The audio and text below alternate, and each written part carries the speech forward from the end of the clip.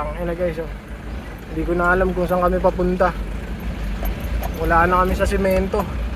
Kalupaan na to. Hindi natatapos yung ano guys.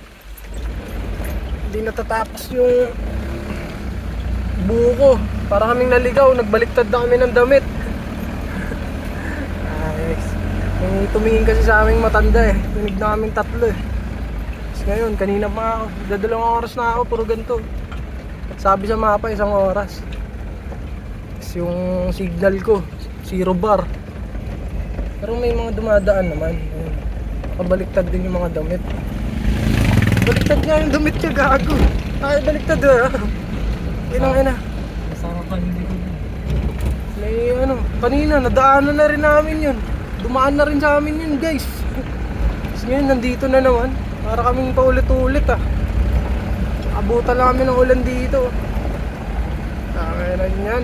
Kinukutuban na ako dito. Itong bahay na to. Pangalawang daan na namin sa bahay na to. Ayan talaga yung bahay. Tignan mo, biglang may ano dyan babae. Titingin sa amin babae. Kaya, hindi dito yun, si Manang eh. Short hair. Chinita. Sobrang puti yung ganda.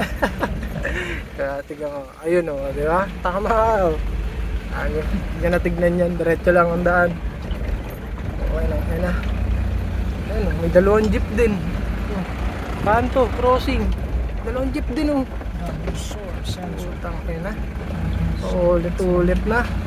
Patay tayo dyan. Bababa mo namin guys. Babaliktad na rin namin yung brief namin.